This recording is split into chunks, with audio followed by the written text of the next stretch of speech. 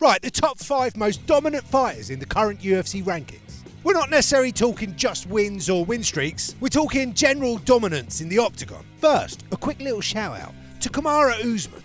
The jury's still out on whether Roydman will recover mentally from his visit to the Ghost Realm. And not to take away from Leon Edwards, but in their third fight, Usman still looked affected.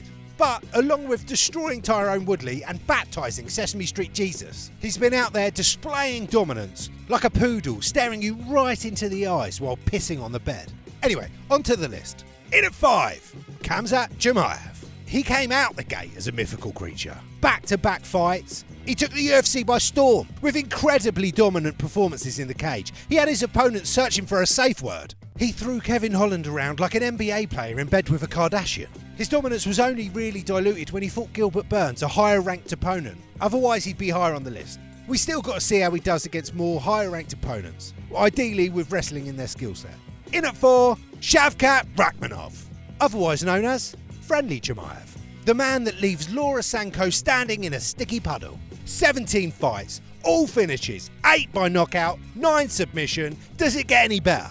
The most savage thing to come out of Kazakhstan since Borat's naked fight scene, and possibly the most avoided current fighter. High five! And in at 3, we got Israel Adesanya. He might have a couple of equals in Pereira and Bobby Knuckles, but he's had a title run more dominant than my left forearm. And with Pereira moving up to light heavyweight, his future's looking brighter than his nail polish. In his UFC career so far, he's tamed more animals than Cesar Millan, and he's showing no signs of stopping.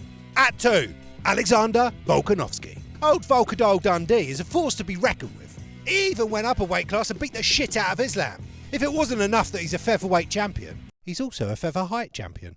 Is there nothing he can't do? He's not just Max Holloway's daddy, he's 145's daddy.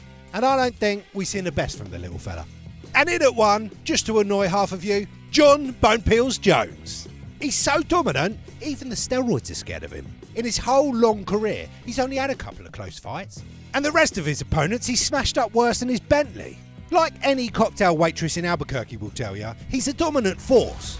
This is the thing. He didn't just go on an impressive title run. He stepped into greatness. He turned around and drew a line in the sand. Well, not sand, it was cocaine, but still. Anyway, feel free to correct me in the comments. And if you like this video, then this one's going to be right up your street.